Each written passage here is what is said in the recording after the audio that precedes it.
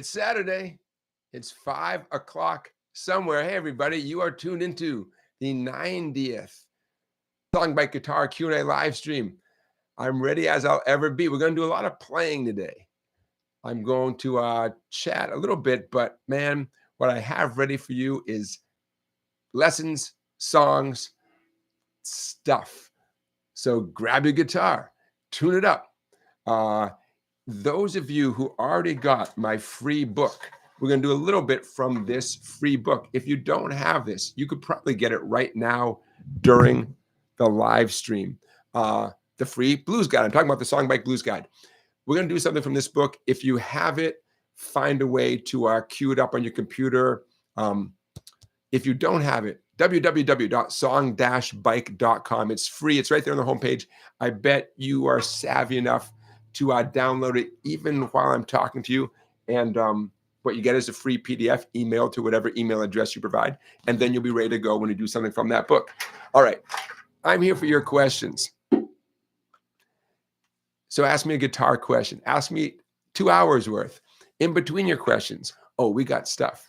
We got stuff. We have a poll up and running. Think of your favorite song. Would you rather learn how to play your favorite song from the rock star, quote, quote, who plays the guitar in the song, or from a perfectly competent teacher who can teach you how to play the song? You only get one chance. What's it going to be?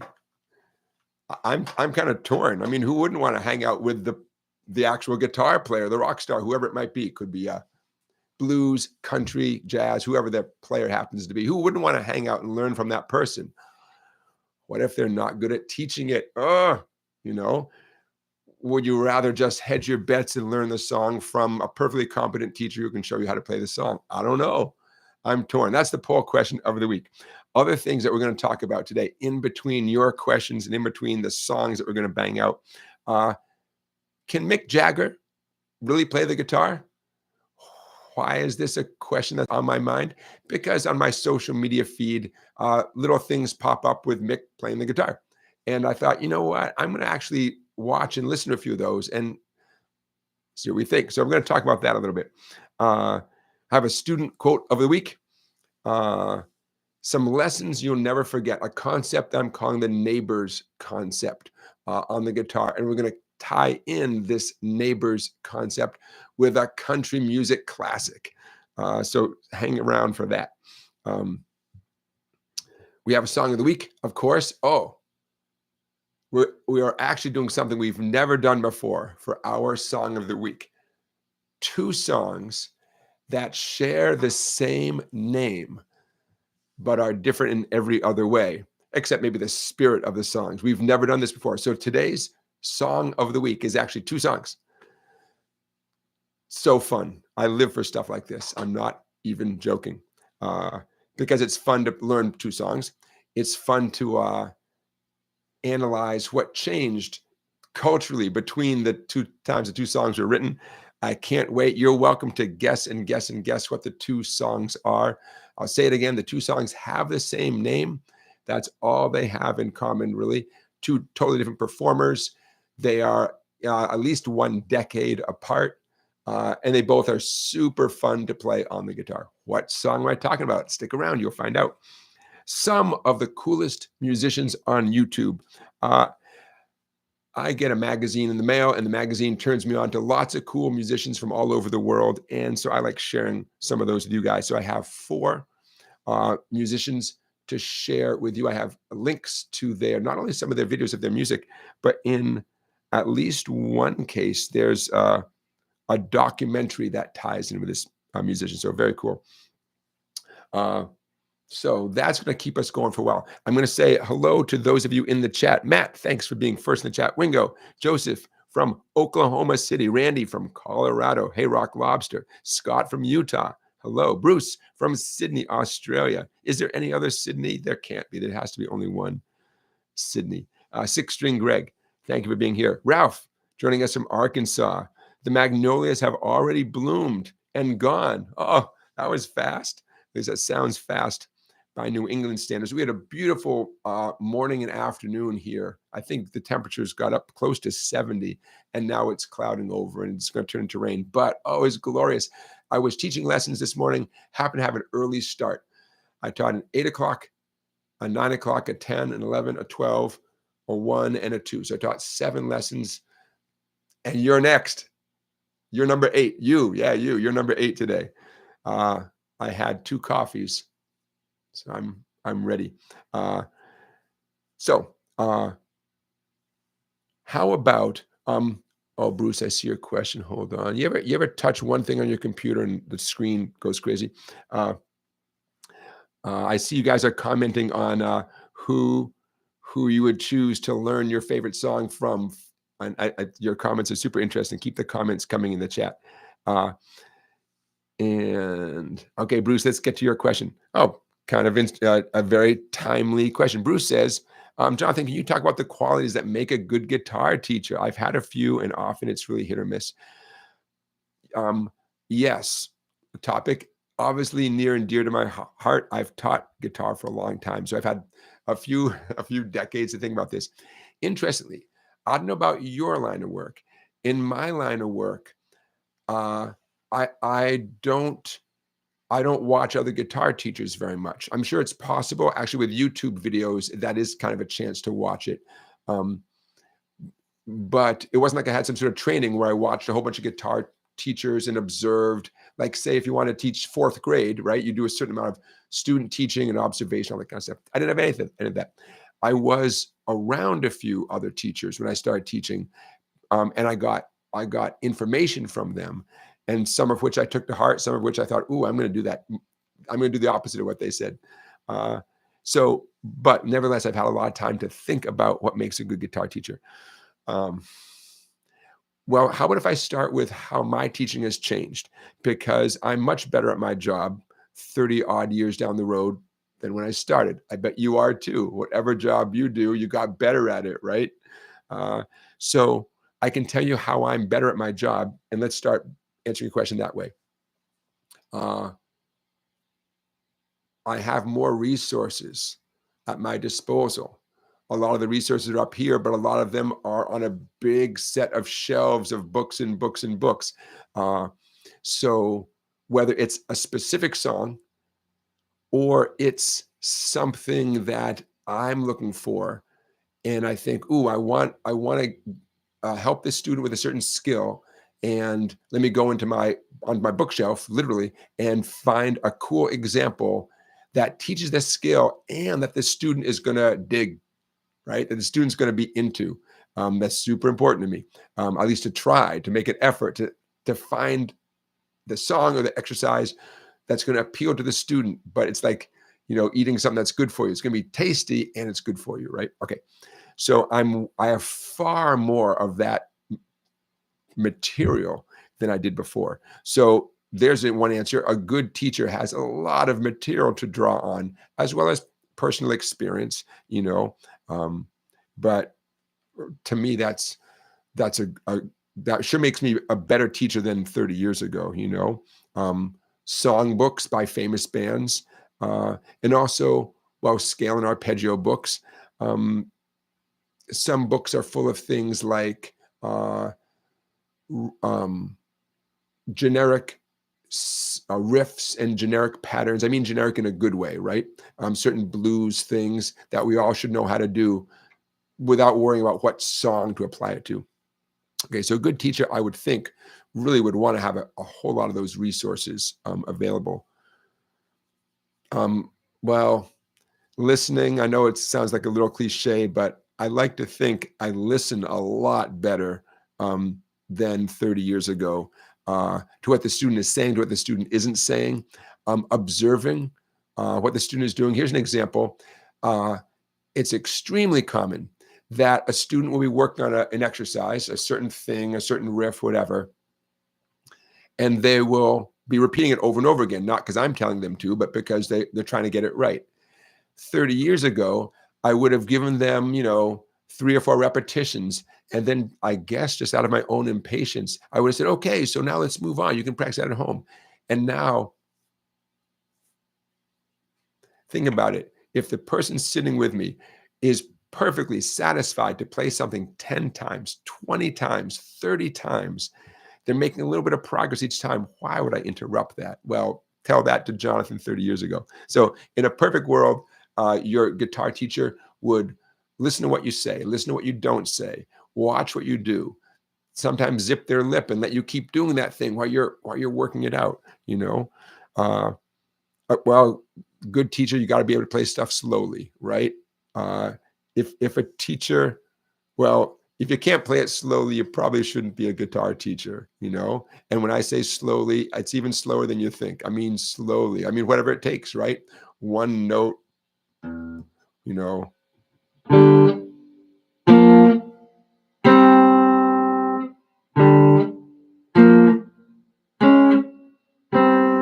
There's no such thing as too slow. So I would hope the teacher would have that kind of skill, you know. A little bit well-rounded,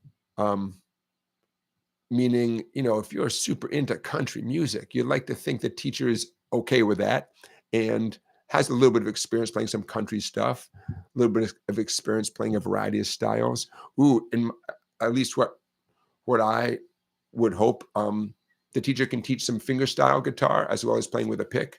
Lots of people want to do a little bit of both. And maybe even become really passionate about, say, fingerstyle. Maybe that's all. It turns out that's all they want to do is fingerstyle. Well, a good teacher would have a pretty healthy collection of fingerstyle material that's structured, right? You guys know I like that book by Ken Perlman called Fingerstyle Guitar. Well, right there. Ooh, that's another thing. If a teacher can direct you towards a book, ooh, here's what you don't want. You don't want lesson after lesson to be the teacher writing out stuff. I mean, once in a while it has to happen, right? It has to, but not every lesson, man. Not every lesson should involve 15 minutes of you just rocking back and forth while the teacher writes stuff out. You know, hey, how about a Wi-Fi connection? You want your teacher to be able to say, "Oh, what's that song you mentioned? Let me pull it up on Spotify." Bang, you know. I think a good teacher would have some type of online music account, YouTube Music, Apple Music, whatever, a good Wi-Fi connection. Hey, how about some kind of decent Bluetooth speaker? Nobody wants to really listen to their favorite song on their phone. I mean, that little tiny phone speaker. So it would seem to me like a setup, right? You want the teacher to have a Bluetooth speaker, an amp, a halfway comfortable chair. Although I plead guilty, I have not always had great comfortable chairs for my students. I try. Well, yeah, there's always room for improvement. But you want to have a halfway comfortable chair. Ooh, here's something that I need to personally improve on: lighting. I've been a lazy. I really need to get one of those clip-on music stand lights that shines really brightly down. I mean, so many of my students would be so appreciative. I know it if I got one of those lights. And my eyesight is not great. So if you walk into your first guitar lesson and the teacher has a clip-on light shining bright on the music stand, ooh, right there, that's a beautiful thing. That's a beautiful thing. So let's see, what else? Ooh, if the teacher is super busy and it's a little bit tricky to find a time for your first lesson, it's a pretty good sign, right? That's a pretty good sign. If the teacher has room for you, that's not necessarily a bad sign. But if it's hard to get, like I have a little waiting list myself. So if a teacher has a little bit of a tight schedule, that's a pretty good sign. Just like potentially you go to a guitar luthier, repair tech who's going to do some work on your guitar. If they're pretty darn busy and, you know, knock on wood, that's a good sign too, you'd hope, right? So Bruce, I don't know, those are some of my my thoughts. I'm sure I'll think of some more. Hey, when you are trying out a new teacher, you don't have to take 25 lessons. Between you and me, no matter what their policy is, and I'm sure they have different policies, and I get it. I get it. I have my own way of doing things. But you're allowed to take a couple lessons and see if it's a good fit. It's really, I'm hard pressed to let a teacher off the hook if they won't let you take just a couple of lessons and just see if it's a good fit. you can make every reasonable excuse under the book. You can say, hey, my spouse gave me 2 guitar lessons for my birthday, so I want to take 2 guitar lessons. Great, happens all the time. You can say, hey, I want to get this certain song ready for Christmas. Could I get 3 lessons from you to work in this song? Very reasonable. You could say, man, I have my schedule. I work overtime. My schedule is crazy. I have 3 jobs. I have time to take 2 lessons. And you know what I'm saying, right?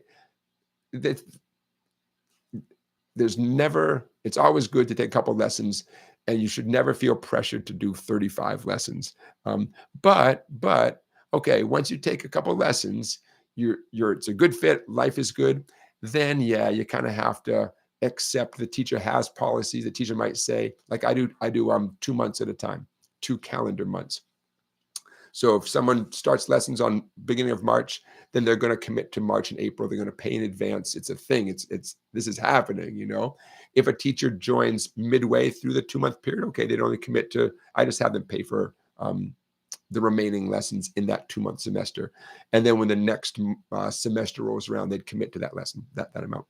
But anyways, I want to run that by you guys because find the right teacher and it's a good fit. Life is great, right? Terrific. And if it's not a great fit, you know, what are you going to do? You've paid for 12 lessons. By the 3rd lesson, you decide it's not a great fit. That's just awkward, right? So in my opinion, any reasonable teacher would understand that you just want to take a couple lessons and see how it goes, whatever you want to call that, right? To see if we're a good fit, or to, I don't know, whatever you want to call it, whether you outwardly say, hey, I want to see if I like you, or if you couch it, tell a little white lie and say one of the excuses I said, totally reasonable, right? Okay, so Bruce, thank you for prompting me with that question. Like I said, I've had to use to think about it. Caddis, I see your question. Caddis says, when you tune by ear, what string do you use as the reference? It's a great question. I don't do that. I don't tune by ear. It's a great question. I just don't do it. How would you know, right? I'll say this though, because you're asking a question, I want to answer it. If I'm playing and something doesn't sound right, I'll take a 6-string chord, like say E major, and I'll at least make an effort to see if maybe only one string is out of tune. So I'll strum through, again, a 6-string chord, E major, G, something like that, and see if one string really jumps out at me. And then I'll retune that string. But yeah, I don't know what it says about me, but in this day and age, either I got my clip-on tuner or I have my my pedal tuner handy. But you suggest tuning, you know, using the low E as a reference or a high E as a reference. You know, the thing is, it's the age-old question. How do you know which string is out of tune? What if the E and the A don't agree with each other? Well, you start retuning one, but what if it was the other that was out of tune? You know, you can kind of go crazy. Keep in mind that in general, your guitar is not going to go wildly out of tune if it's not being knocked around, if it's been sitting in the same room in your house, you know, since the last time you picked it up. If the strings are not ancient strings, if the guitar is structurally sound, it's not going to go wildly out of tune. If you find yourself, and by the way, this goes for whether you're using a clip-on tuner or whatever, no matter how you're tuning. If you find yourself turning one of the tuning knobs 3-4 times and trying to, you know, press pause, because probably you're doing something wrong. For example, we've all done this. You're trying to tune one string, but you're turning the wrong tuning machine, right? You know, we've all done it. Hey, Scott is asking a question. Scott says, what makes a good student? Oh, now we're talking. What makes a good guitar student? Well, obviously someone who plays every day, right? It's not, I know that kind of goes without saying, but sure, someone who plays a lot, that's a good guitar. So that's one thing. And for the record, my students who make the most progress only have one thing in common: they play every day, right? Different gender, different age, different everything, different favorite musics, everything. But the people who do the best play every day. Having said that, okay, what else makes a good guitar student? Well, ability to focus. Some people make one mistake and they play something once, maybe the first time it goes okay, and they play it the second time, they make a mistake, and oh man, and they want to talk about that mistake they just made. It's like, oh, there's nothing to talk about, man. Do it again. This, I know you made a mistake. You know you made a mistake. I know it's because you put your ring finger where your middle finger should have gone. Let's not talk about it. Let's just do it. So the ability to focus and repeat something a bunch of times. People who don't beat themselves up. Ooh, that's a good guitar student. People who kind of laugh it off. Yeah, I messed up. Whatever. I'm going to do it 10 more times anyways. So stay focused in the lesson. Doesn't mean we can't chat about life, but when it's time to play something, just play it a bunch of times and make a mistake. Keep going. Stay focused. People who can give me some feedback. Tell me about the kind of music you like. Tell me what your short-term, long-term goals are. Tell me what you don't like. That's helpful. Someone says, man, I just have no interest in da-da-da. Fine. I can work with that. Hopefully most teachers can work with that. But yeah, give the teacher some feedback, and if you're doing something that you really like, man, definitely tell that, say, man, that these blues riffs I'm learning, you got any more of those? That's one of my favorite things when a student says, that thing that we just did, you got any more of those? Oh man, yeah, sure I do. So good students stay focused during the lesson. Oh, bring some questions, man. Your questions show me that we're in this together. Sometimes I can feel a little bit like, like I'm putting out all the energy, and the student isn't, or the present company excluded, of course. And the student is like, to be honest, this is more with the kids that I work with. But if the student's not giving me a little feedback, a little return energy, that makes my job, if it makes my job feel a little bit more like work, a good student isn't necessarily someone who plays beautifully and never makes a mistake. I mean, that's great, but if you're playing beautifully and never making any mistakes, then I'm not giving you challenging enough material anyways. Positive attitude, that makes my life so much easier when a student has a positive attitude. I don't know. Those are some of the things that come to mind. Sam, I see you're putting in some interesting quotes here. Sam, it's all Greek to me. Everything you're saying, Sam, it's all Greek. Sam is saying, educating the mind without educating the heart is no education at all. From Aristotle. Socrates says, the only true wisdom is in knowing you know nothing. There you go. And Sam is also quoting Plato, the mind is not a vessel to be filled, but a fire to be kindled. All right, Sam, thank you for those educational quotes. I love it. Hey, Chuck, thank you for being in the chat, Chuck. Yeah, here's something that might surprise you. I'm okay with a student saying, hey, I printed this out from Ultimate Guitar. Could we work on this thing? Great.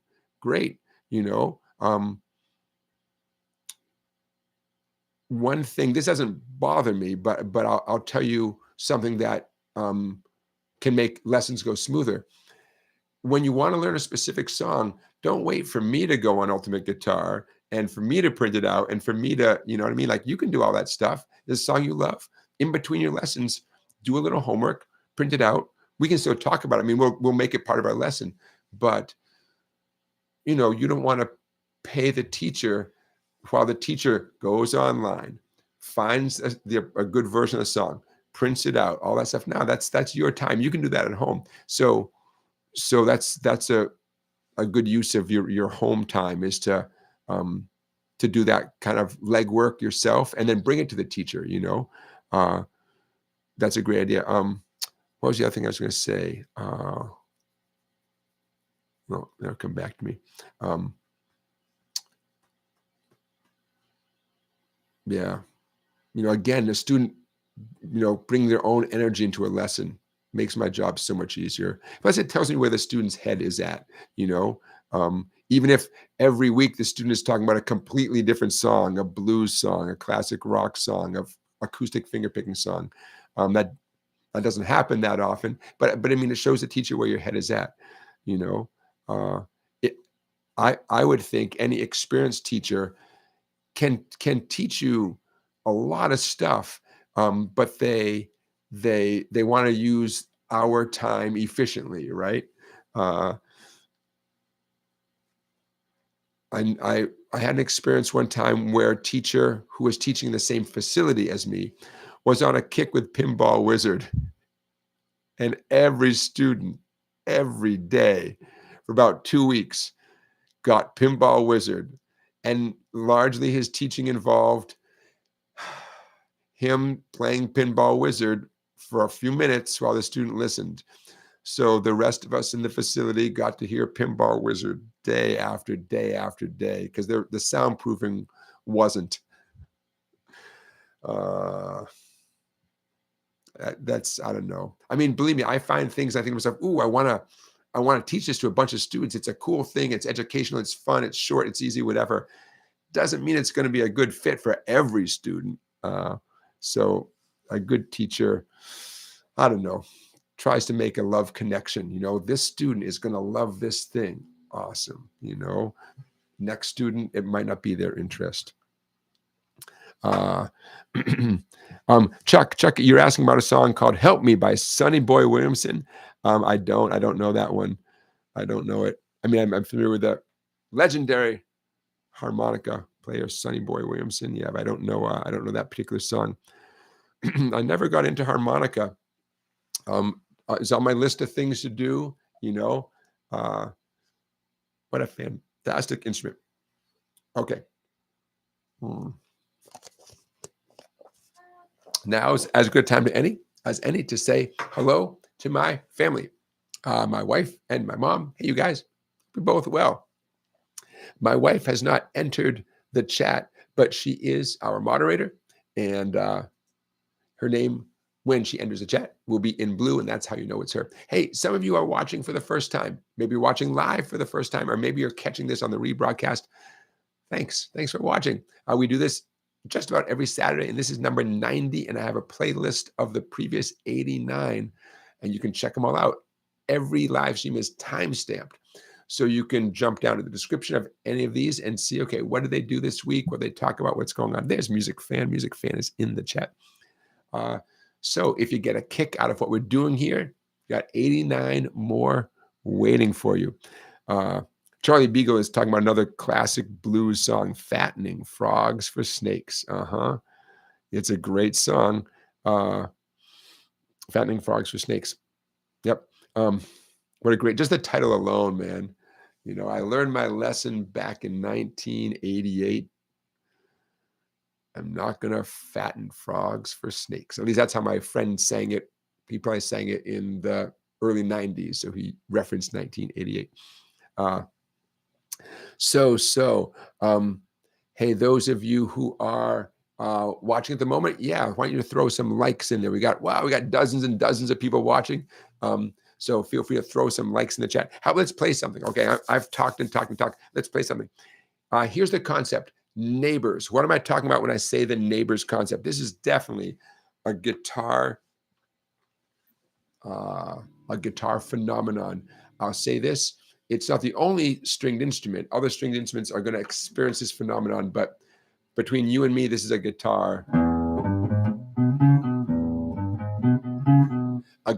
phenomenon. Neighbors. And I'm going to give you a concrete example in a minute.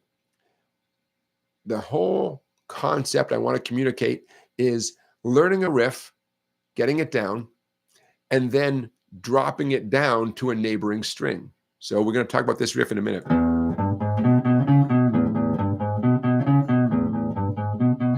Okay, that's the riff. We're going to go to a neighboring string and essentially repeat the same riff, right? This happens so often on the guitar. Neighbors. These two riffs are neighbors. They start on neighboring strings. I can't tell you how often this happens, really often, you know. So some of you have done this many times before. It could be even like a power chord, and then you drop your fingers down. Some of you do this so much it doesn't even occur to you that it's a thing. Saxophone players don't have this concept. It's not as simple as, say, as a piano on a piano. This is not as simple a thing to do. Trombone players, this is a guitar thing. You learn a certain sequence and then you drop it down a string. Okay, so here is a song. By the way, I'm calling this a lesson you'll never forget. This is a little sequence I like to talk about, a lesson you never forget. Okay, so here is window. Here is a lesson you never forget regarding neighbors. Bear with me for a second. I'll make sure this is nice and big. Okay, that's nice and big. And then we're going to go here and here. And I bet some of you guys know this song. Okay, that's what I want right here. Daddy said it's going to drive me to drinking if you don't stop driving your hot rod Lincoln. Okay, if your screen goes black, give it a minute, but I have a feeling it will not go black. By the way, when I share the screen, and sometimes it stays black for a long time, I think I figured out it's when I share an entire website with you guys, and it takes a long time to load in, as opposed to when I share a PDF like Hot Rod Lincoln as performed by Commander Cody. In this case, it probably popped up on your screen right away. Okay, so Commander Cody, this song Hot Rod Lincoln as performed by Commander Cody is a great example of this concept of the neighbor riff. Okay, top line, we have an E major or a riff. I'm calling it the E riff because essentially it's based on an E chord. And if someone was strumming an E chord in the background, it would sound great. Starts in the open E string.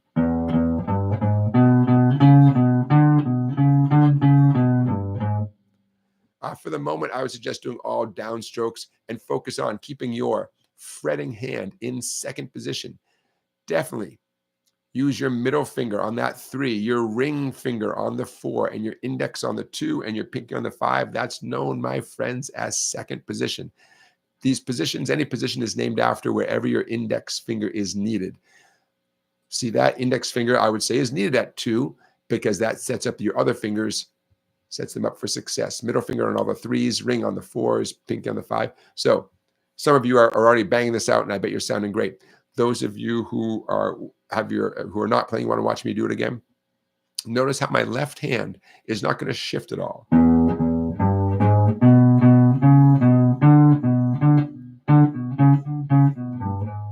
Right? No arm movement, my neck, my shoulder, nothing else is getting involved. I'm letting my fingers do the walking. There you go. Second position. This song is super fast. Yeah. Okay, let's call that the E riff largely or partly because it starts in the open E string. Second line, it's a neighboring riff. It's the same riff starting on the open A string.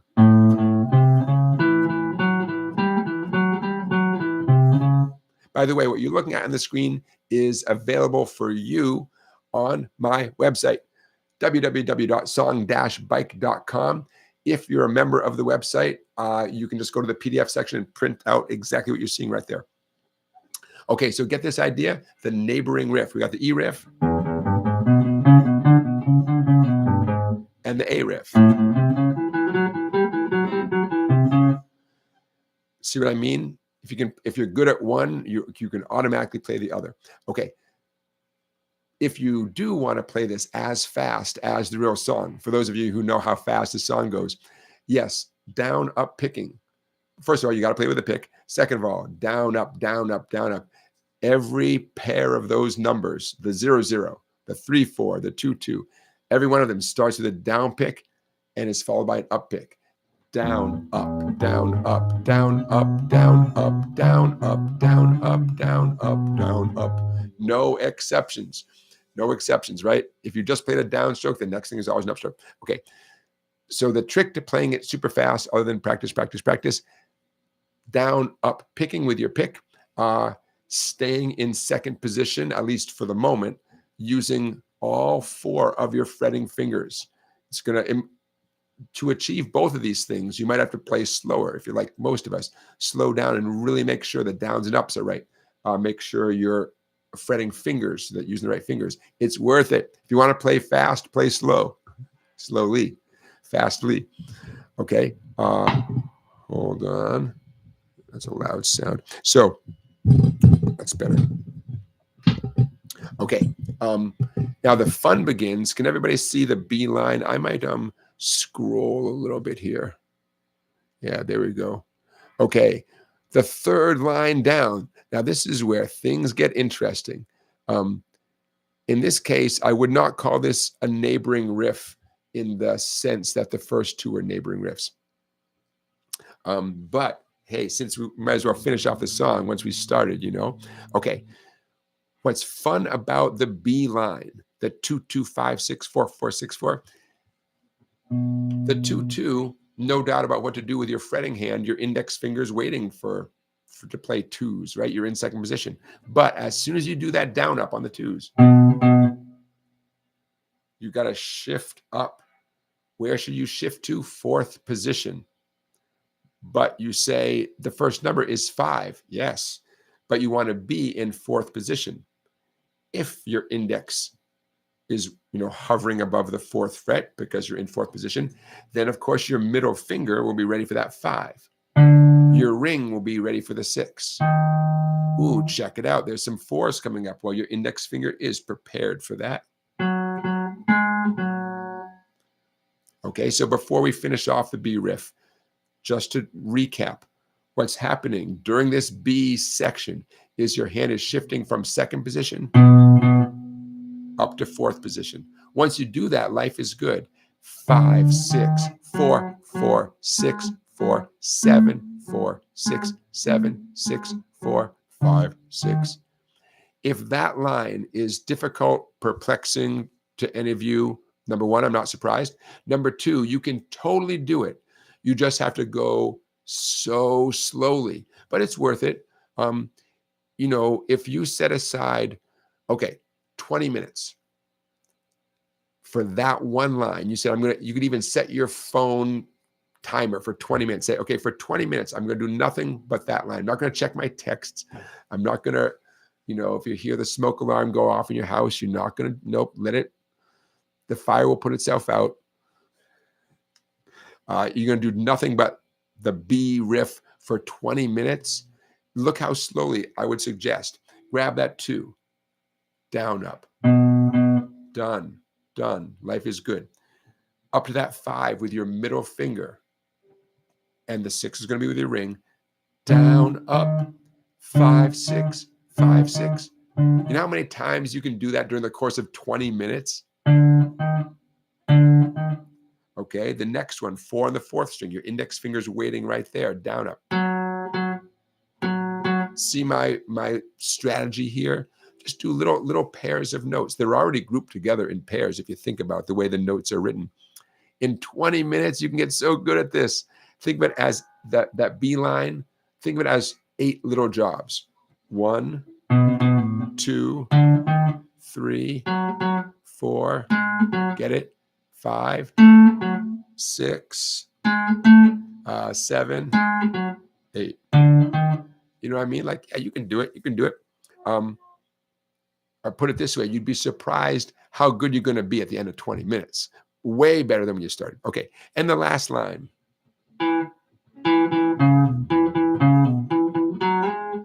By the way, in a minute, I'll play through the whole thing at a nice medium tempo.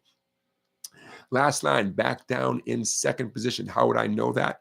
Well, if you scan across the numbers, there's a bunch of 2s and 4s. So there's a good indication that's good to scoot your hand back. 2 with your index on the D string. Okay, now watch out. That 4-2 with a P up above it, a pull off. 4 on the A string, pulling down to 2 on the A string. I'll do it again. You have to have the 2 waiting for you. Every once in a while, I come across a student who just hasn't done pull-offs before. So what you're seeing there is a 4-2 pull-off. You see that little smiley symbol that's connecting the 4 and the 2. And then up above, there's that smiley symbol with a P. That's how you know it's a pull off. Obviously, you need a finger on the 4. That's going to be ring finger. But you simultaneously have to have your index waiting on the 2 behind the 4, if you know what I mean. Same string. So the last line goes down, up, down. I'm not going to pluck that 2 at the end of the pull off. It's being achieved by letting go with my left hand. Do it again. And then the last measure, I did a down up on the 2. I played 4 with my ring finger. And I slid up to that 6. That's what that SL means and that slash mark. Okay, you ready to hear it from the beginning? Of course you are.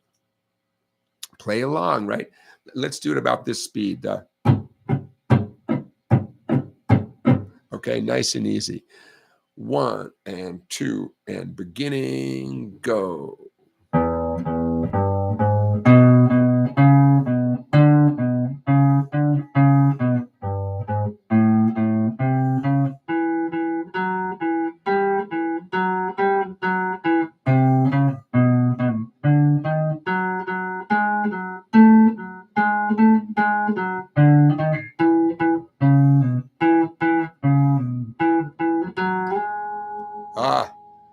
You can do it.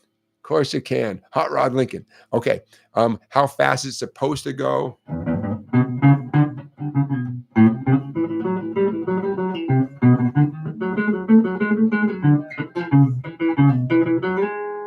You know, kind of like that, but better.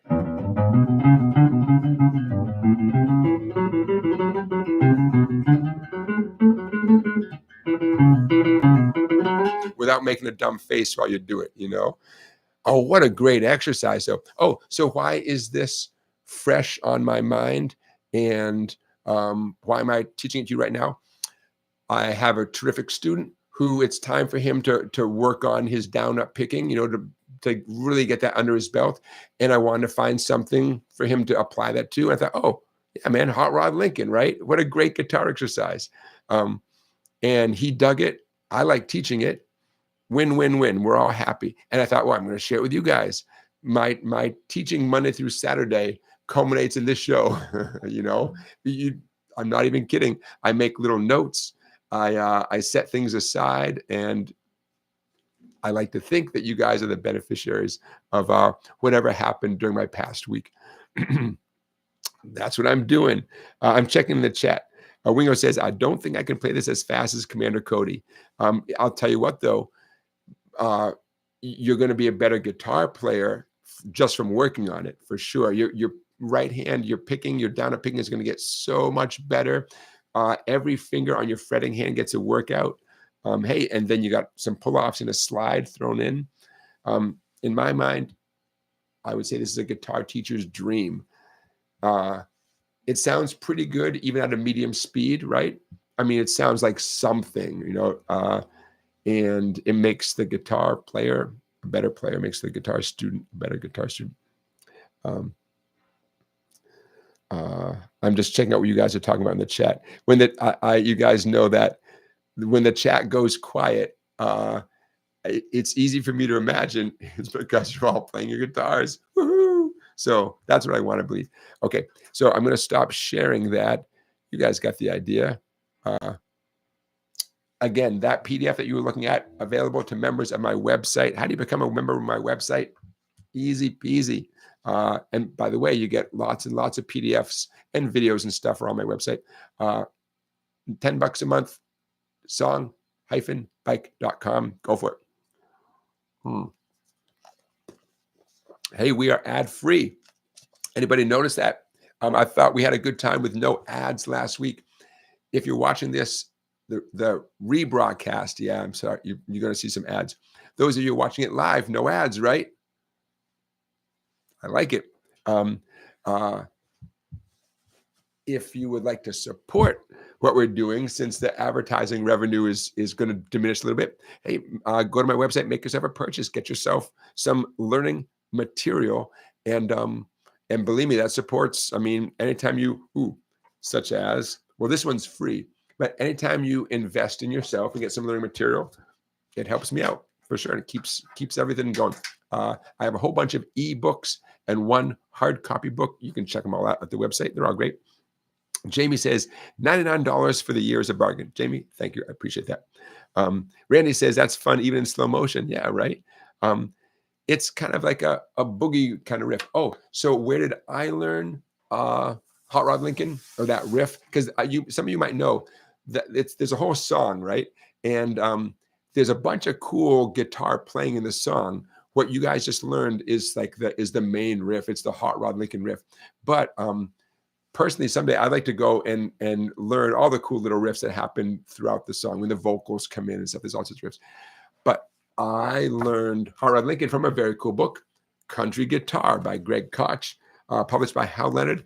Very cool book. I don't even love every page in this book, and I still recommend it highly. When I say I don't love it, it's for selfish reasons. Not every page is a page that I teach in my lessons, but I've had a bunch of students where I say, hey man, just get this book and we'll do whatever you want, but we'll do a bunch of the stuff that I like to teach out of this book. So if you're looking for some interesting country stuff, Country Guitar by Hal Leonard, from Hal Leonard by Greg Koch. You guys know Greg Koch, very interesting dude, and a fantastic guitar player. K-O-C-H. I got this so long ago that they were still including a CD. Remember those days? Remember CDs? And now I'm sure it's some sort of audio that you access through their website. Anyways, if you are into country guitar, there's a bunch of cool stuff in here.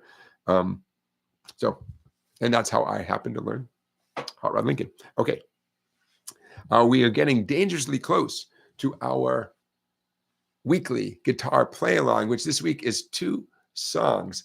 And anybody have any guesses? 2 songs, same name. Actually, if Spotify is to be believed, one guy puts a space in between the 2 words. It's a 2-word name. And one guy puts a space in between the 2 words. The other guy made it one big word. We'll do that in a minute. But stick around. You're going to get 2 songs for the price of 1 in today's live stream. I'm going to show you how we can play both of the tunes.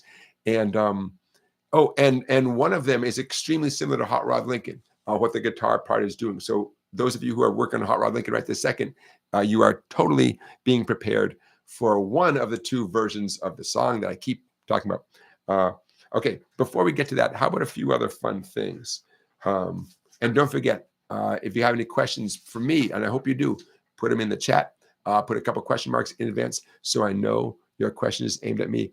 And every once in a while, I want to remind you guys that if you ever ask a question and I miss it, just please put it in the chat again. I might have just missed it. And put a bunch of question marks in advance of the question so I know it's aimed at me. Okay, I had a very cool student quote of the week. One of my high school students was talking about a kid at his high school who also plays guitar. And he said, oh, this one kid is really, really great at the guitar. He's really into lead guitar. Because my student and I were talking about how there's rhythm guitar, there's lead guitar. No reason why you can't be a great rhythm guitar player and a great lead guitar player, but people often feel most comfortable doing one or the other, and nothing wrong with that. That's great. And I said, but my job is to make sure that you can do both, you know what I mean, at a competent level. So he said, well, there's one kid in my high school, he can play lead guitar all day long, but he really doesn't know chords. And so the student quote of the week, he was quoting this classmate, and he said, yeah, he doesn't really know chords. He doesn't know the names of them. He calls them this chord, that chord, and the funny chord. And there you go. That's what happens. That's what happens when you don't have anyone pressuring you to be a well-rounded musician. You invest all this time in some cool stuff, maybe learning awesome lead guitar stuff off of YouTube or whatever, and then you refer to chords that way. You don't know the names, and you don't know that many of them, and you call them this chord, that chord, and the funny chord. So my goal for all of us is to not have that kind of gaping hole in your guitar knowledge. But that's the student chord of the week, this chord, that chord, and the funny chord. And I can only imagine, if I had to take a guess, what chords, what I want to believe is E, A, and B7. This chord, that chord, and then B7 is the funny chord. Why? It's 4 fingers, it's a weird shape, and it has that bluesy 7th chord flavor. So I can imagine a high school kid calling that the funny chord. E, A, and then the funny chord. But who knows? Who knows? But as soon as he said that, I thought that is the student quote of the week. Hey, here's a little encouragement I want to throw your way. I teach an awful lot of adult students, adult meaning, college age and over. And of those adult students, many, many of them are in their 60s and 70s and even 80s. And what I want to say from one human being to another human being, to you guys out there, is no matter how you feel you're doing on the guitar at this moment, at least you're doing it now. Because believe me, if you had waited decades and decades to make a commitment to playing the guitar, you'd be looking back wishing that you were doing it now, right? So take that to heart. Wherever you're at on the guitar, it's at least you're doing that right now. And that's, I hope you find that encouraging. Because I work with a lot of people who they say those exact words. They say, I wish I didn't wait this long to start. I get it. But hey, at least you're doing it now, right? I just want to share that with you. Okay, let's do it. I can't wait anymore. I'm so excited about the play along songs of the night. We've never done 2 play along songs in the same night. So I'm going to cue up number 1 here. Any last guesses as to the song? There we go. The songs that we're going to do. I'll give you some clues while I make this easy to read here. That's pretty darn good. Okay. We're talking about 2 chords, 2 songs with the same name. One song goes back to 1960 by Bo Diddley. And the other song with the same name, 1972, by the Modern Lovers, also known as Jonathan Richman and the Modern Lovers. What song am I talking about with the same name, but totally different songs? Except I like to think the spirit of them. They both have this great guitar spirit. What song was recorded by both of those people, but they're totally different songs? They only share the name. Well, if you're not sure, here it comes. This is what we're talking about. We're talking about Road Runner. Road Runner, Road Runner. We are going to do this 2 ways. Bo Diddley. If that first line looks kind of familiar, yeah, it's because you just did something extremely similar with Hot Rod Lincoln.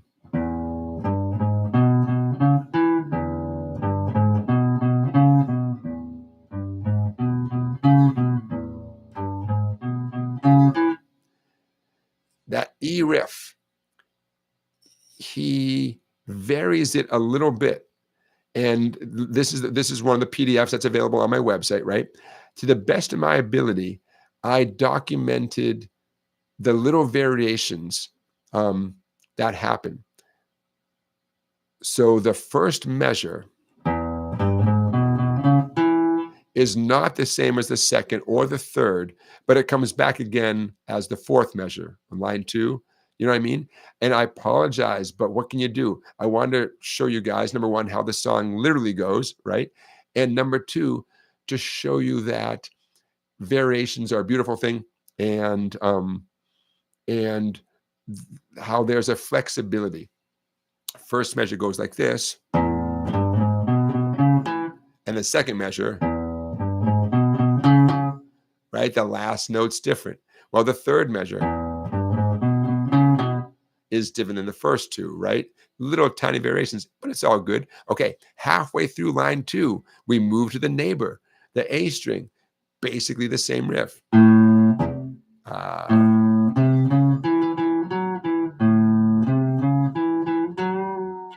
See that little 4 with a little bend release? I'm grabbing that 4 and the 4th string with my ring finger, and my middle and index are joining on the same string. A quick downstroke and a quick bend release. Release just means to relax your squeeze, relax the tension you're putting on the string, and let the string return to its natural position. Because to the best of my ability, the best my ear could hear, that's what's happening at that moment. Okay, so just like Hot Rod Lincoln, at a certain point, you get to, I'm looking at the end of line 3 there. Okay, the end of line 3, the B riff. So similar to Hot Rod Lincoln. You got to shift up from 2nd position to 4th position, just like you did for Hot Rod Lincoln, right? It's the B version. By the way, to make it super clear, the 2 on the 5th string, 2 on the A string, that's the note B. That's one reason there's a big capital B up above it. It's not the only reason. The notes that you're playing outline the sound of a B major chord. Okay, the bottom line, open A string, and then at least the first time through, the intro of the tune when the guitar is playing this with no vocal, all those 4s, what's that? 5 4s, each one with its own little slide. I'm taking my middle finger. I'm putting my middle finger around the 2nd or 3rd fret. I'm plucking a downstroke and quickly sliding up to 4. But you're going to do that 5 times. And ideally, when you finish each one, you've muted the sound with your picking hand. So each one starts fresh. Hold on here.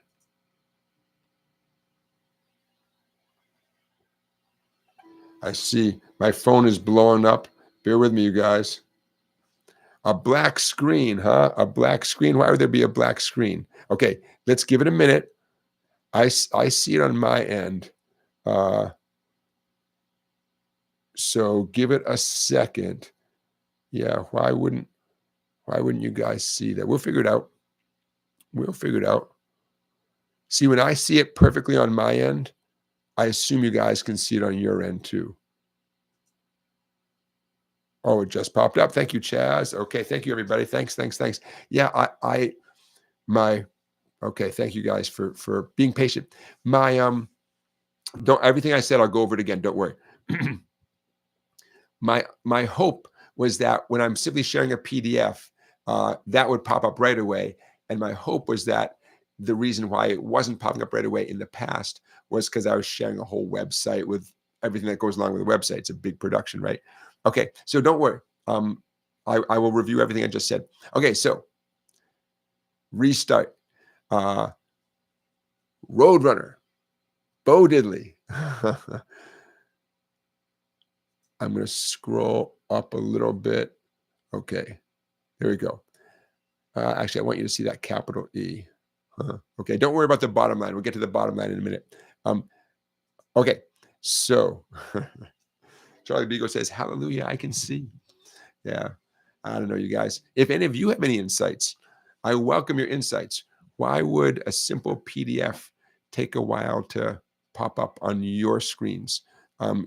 Clearly, all you guys had the same experience, even though it popped up fine on mine.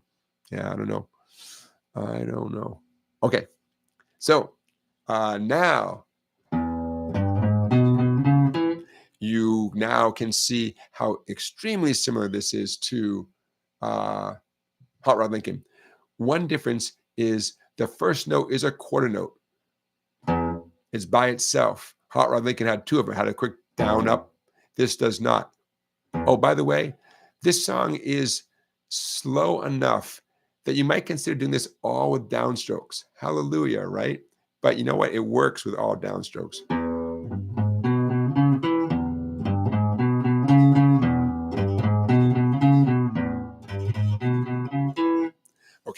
So the E riff happens 4 times, but each time is slightly different than the previous time, right? And again, that's what he did. That's how the guitar goes in the song. And I figured, well, if I'm going to write it out for you guys, I want to write it out the way your ear is going to hear. I mean, the right way. But I agree that, like, oh, it'd be so much more convenient if he copied and pasted the same thing, exact thing 4 times in a row. That wouldn't be rock and roll, right? That's not the way art happens. Okay. So, but hey, one takeaway is this is a fluid riff that can be modified. And it's basically the last note. I think, yeah, it's the last note of each measure that is the note that changes, right? You could repeat the E riff, the same E riff, like pick whichever one of those works for you and just do that one 4 times. You could do that. In fact, when you play it live in a minute, you're welcome to. But it's cool to walk right in his footsteps.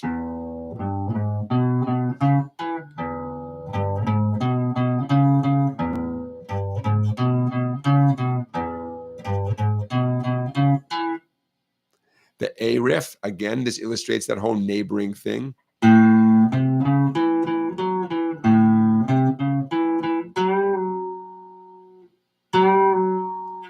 So that 4 with a bend release at the end of line 2. It's a 3-finger bend. I can't emphasize how important this is. I'm using my ring finger on 4 on the 4th string, but got 2 fingers, my index and middle, behind it on the same string. I'm pulling down towards my leg. Or actually, you could bend up or down. Don't overthink it. Whichever comes more naturally to you.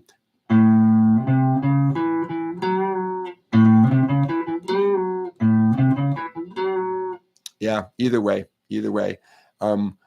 There's almost never an indication as to whether you're supposed to do a bend, pulling it down towards your leg or pushing up towards your chin. Off the top of my head, I would go as far as to say, I can't remember ever seeing an indication which way you're supposed to bend it. So the only exceptions would be on the outside strings, with the two E's. Obviously, if you take your fat E, you can push it right off the fretboard if you bend it towards your chin. Skinny E, opposite. You can pull it right off the fretboard, and you will pull it off the fretboard if you pull it down towards the floor. So those, yeah. Okay, so that A riff, you do not pluck that last 4. That's why it's in parentheses.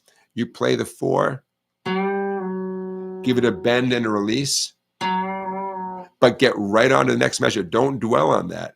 If I were to play the last measure of line 2 and go right into the first measure of line 3, you'll see how there's no time to overthink that bend business. Here's the last measure of line 2.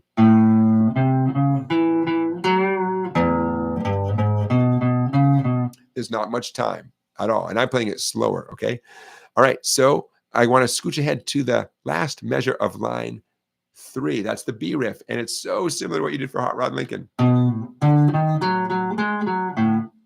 Okay, and I am gonna scroll up a little bit. Okay, the B riff, index finger on the note B, 2 on the A string. Middle finger jumping up because I'm shifting, by the way, to 4th position, just like on Hot Rod Lincoln. That's the B riff. Named the B riff by me because the first note is B, and like I said, the other notes you're playing, outline a B, that outline the sound of a B chord. I'll leave it at that. Okay, last line, open A string, and then 5 quick slides.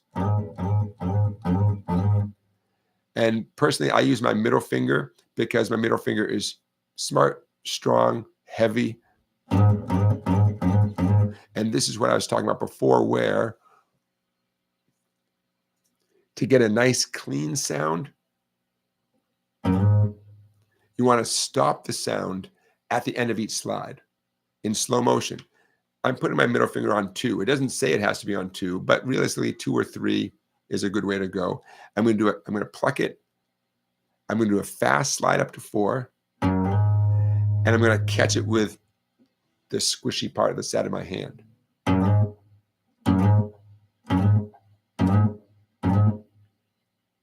So the last line goes like this.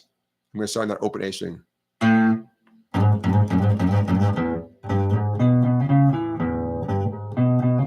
It goes by fast.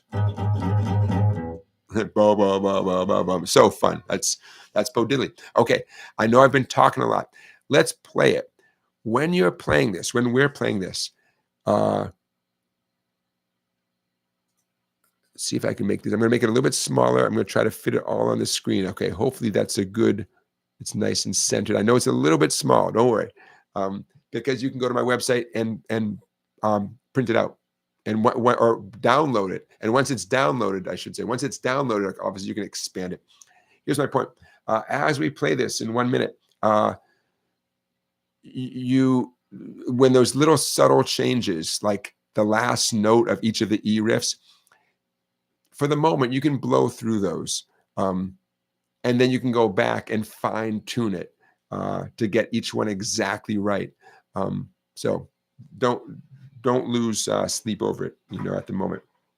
By the way, this song has the most awesomest ever pick scrape.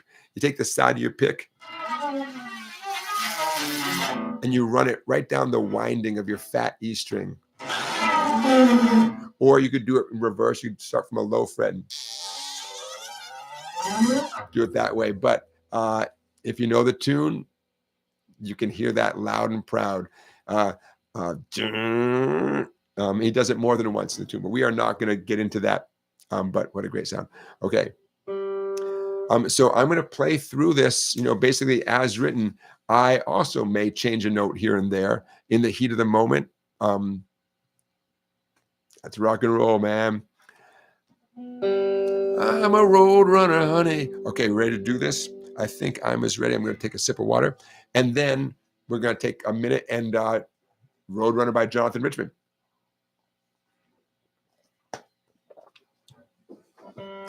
Okay, team. I'll see you on the other side.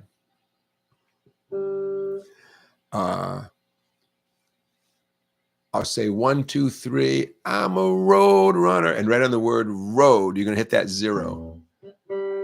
1, 2, 3. I'm a road runner, honey. And you can't keep up with me. I'm a road runner, honey. Well, you can't keep up with me.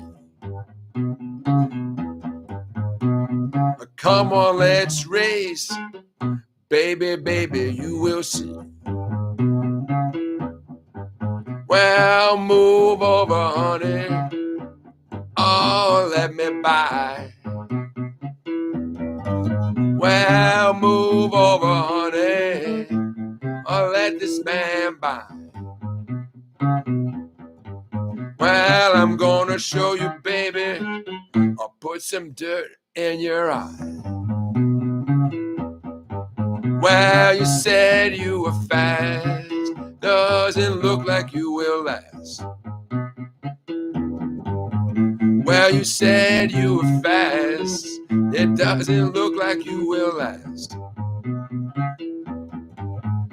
Well, I gotta put you down. I see you somewhere hanging round. Well, I'm a road runner, honey, and you can't keep up with me.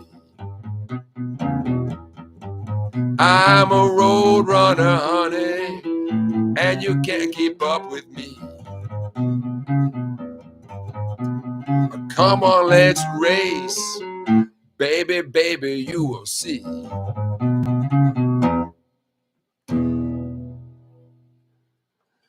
Okay, so you might have noticed that I stayed true to the spirit of the arrangement. I didn't always put in that 4/4 thing.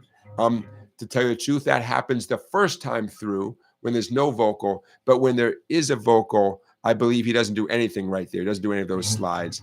I didn't always put in that cool little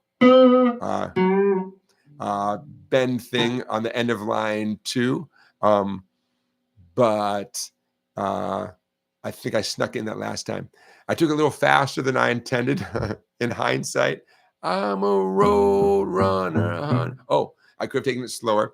Also, I believe I was hitting the 0 twice. What I wrote is once. I'm a road runner, honey. You can't keep up with me. Let's keep going. I'm a road runner, honey. You can't keep up with me.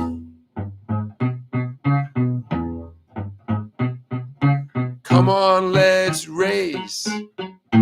Baby, baby, you will see. A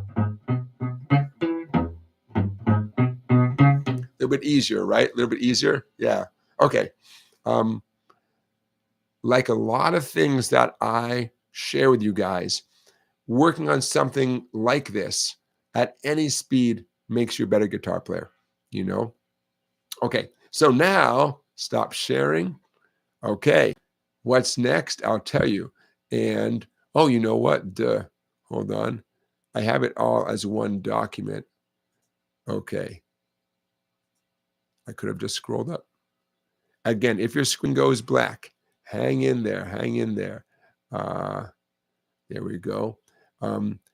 But I just put it on my screen. So let me know if you guys can see that. Let me know when. I have a feeling if one of you can see it, everybody can see it. If your screen is black, hang in there, hang in there. And I'm going to verbally tell you all you need.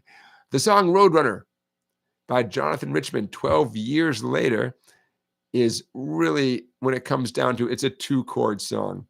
Okay, thank you. You guys can all see it. Why? Why is it better now? I don't know. I don't know. What do you need for Roadrunner? You need D and A. Long story short, Roadrunner, in a nutshell. A, 2, 3, 4, 1, 2. D, D, A, 2, 3, 4, 1, 2.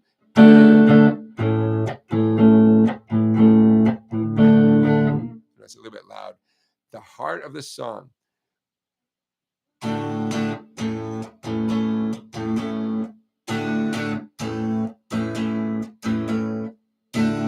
You could do it all with downstrokes. That's great. That gives a nice rock consistency. Those of you who have never heard this song before, you're in for a treat.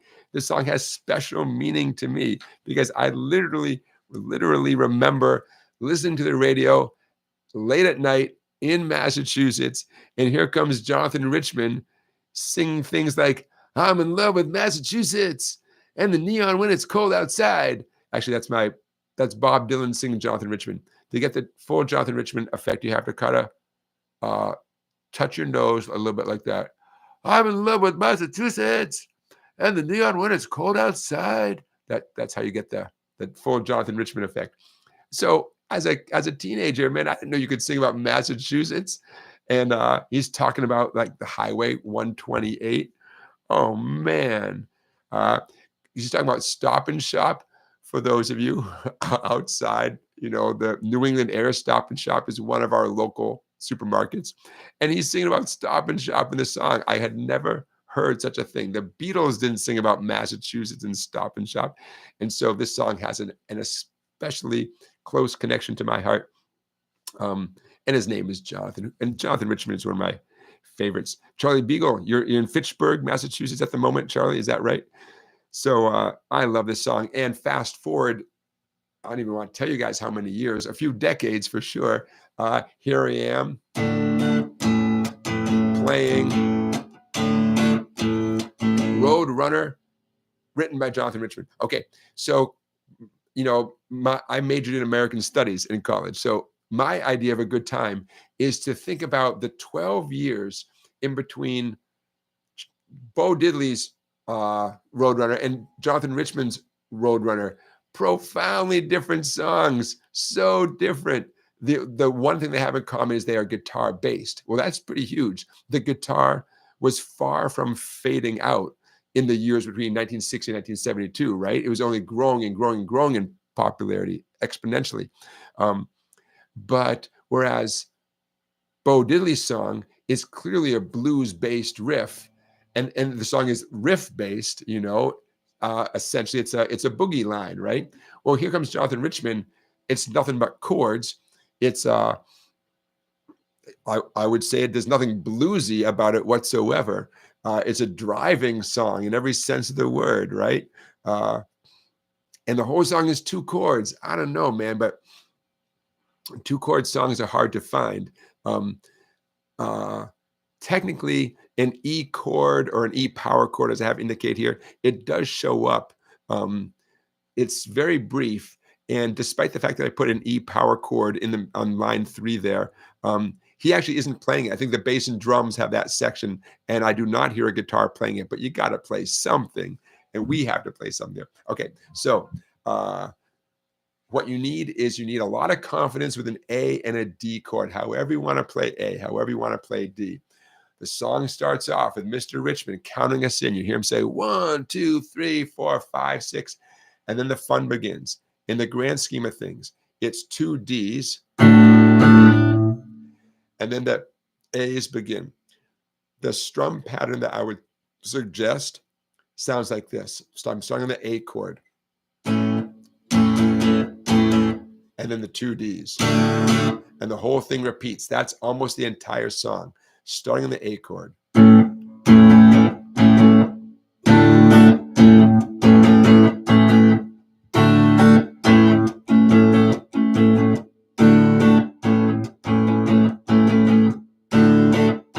Now, you don't have to strum A exactly like that. You could simply go, I mean, the absolute bare bones, A, 2, 3, 4, 5, 6, D, D, A, 2, 3, 4, 5, 6, D, D, A, 4, 5, 6. You could do that. That fits the song just fine. You could do A, 2, 3, 4, 5, 6, D, D, all quarter notes. D, D, 6 A's and 2 D's. 1, 2, 3, 4, 5, 6, D, D. But like I said, what I'm suggesting,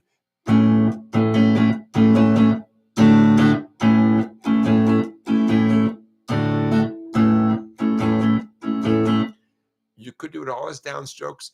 It is kind of comfortable to go down, up, down, up, up, down, up, down, up, down, up, down, up, D, D, A, up, down, up. I'll leave that up to you. There's a lot of ways to do it. The reason why I'm being a little bit ambivalent about this is the guitar is banging away, but it's not a profound rhythmic part of the tune in a distinct sort of way, right? So we have a little flexibility. By the way, Jonathan Richman, the Modern Lovers, anyone know who's on the keyboards? Who went on to play in a super famous band? Who was on keyboards in the Modern Lovers? I know you could Google it, but I bet someone out there you know. And there's some nice keyboard playing in this song. Okay, the top line, especially the part between the repeat signs, those 2 thick black lines with the dots on either side, those are the repeat signs. The top line reflects almost the entire tune. There's a break in the middle where you hear Jonathan Richman go, Roadrunner once, Roadrunner twice, I'm in love with rock and roll, and I'll be out all night. Okay, that's the second and third lines. What I indicated here goes like this. I'm looking at line 2. I'm gonna play it without any talking.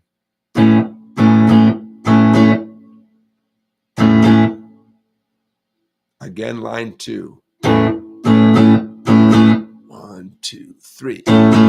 That big gap in the middle, you could say 1, 2, 3. One more time. I'll say the lyric. I'm going to go slowly. Roadrunner once, Roadrunner twice. Having the lyric helps, right? Roadrunner twice. Now grab your E power chord, 1 finger, A string, 2nd fret, just 8th notes, nice steady down picks. I'm in love with rock and roll, and I'll be out all night.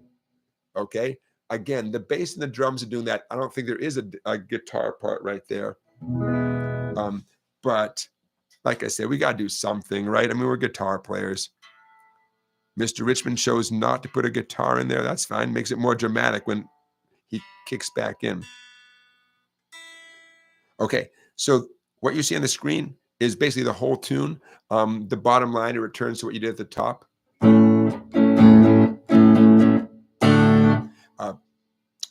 at the very end of the tune.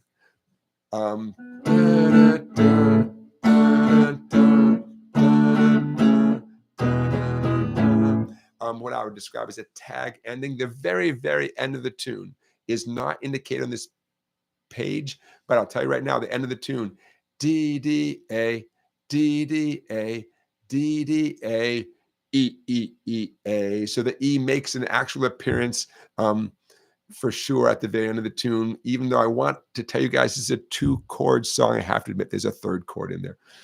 All right, should we do it?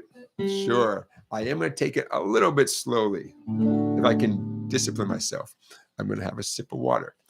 All right, the first time we've ever done 2 songs, I think. Oh no, I think one time we did 2 Irish tunes in the same live stream. I think this is a long time ago. We've never done 2 tunes with the same name.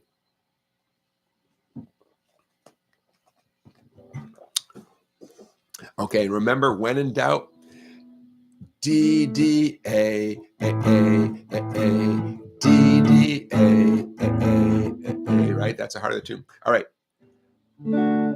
Road runner, road runner. I'll see you on the other side. I'm going to count you in just like he does. On the count of 6, get your D chord ready. 1, 2, 3, 4, 5, 6. Road runner, road runner. Going faster miles an hour. Gonna drive past the Stop and Shop with the radio on. I'm in love with Massachusetts and the neon when it's cold outside, and the highway when it's late at night. I got the radio on. I'm like the road runner. I'm in love with modern moonlight. 128 when it's dark outside. I'm in love with Massachusetts. I'm in love with the radio on. It helps me from being lonely late at night. It helps me from being lonely late at night. I don't feel so bad now in the car. I don't feel so alone. I got the radio on. I'm like the road runner.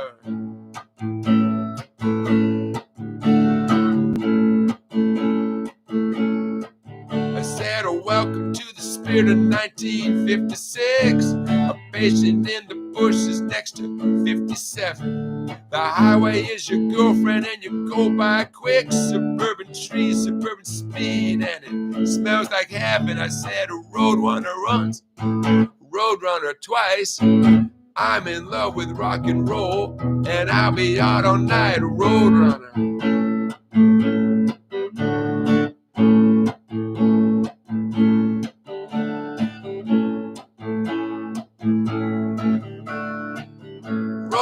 Road runner,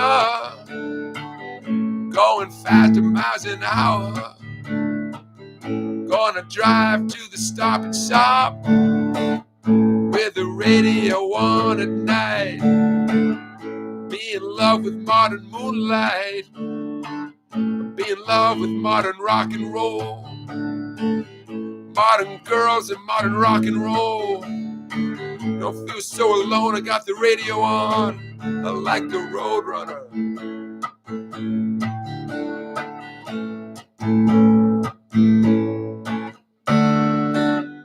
Again. One more. E.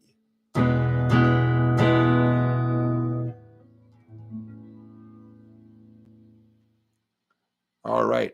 I start off fast. I slowed it down a little bit. I did my best. All right, fun tune. Okay, so there you go. From 1960 to 1972, music changed, man. And there's a great example. You know, clearly what you just played, what we just played, it's a rock tune. It's just a straight rock tune. By the way, put the answer to this question in the chat. What famous band covered this tune they didn't really know the words to it, and they kind of banged it out, but it's on one of their famous albums, and it must have been a little, well, I don't know. It's weird to think of this band doing a Jonathan Richman tune, but this song was a little bit ahead of its time. The band I'm thinking of is one of the most famous punk bands, and this song has that punky kind of energy, right? D D A, bow down down. You know, if you know the answer, go ahead and put it in the chat. What famous punk band essentially covered this song in kind of a sloppy way? It's not the Ramones. Although, yeah, I mean, you can see how this song, this could be a Ramones song, right? How is this not a Ramones song? Um, but it's not the Ramones, someone else. I like Jonathan Richman a lot.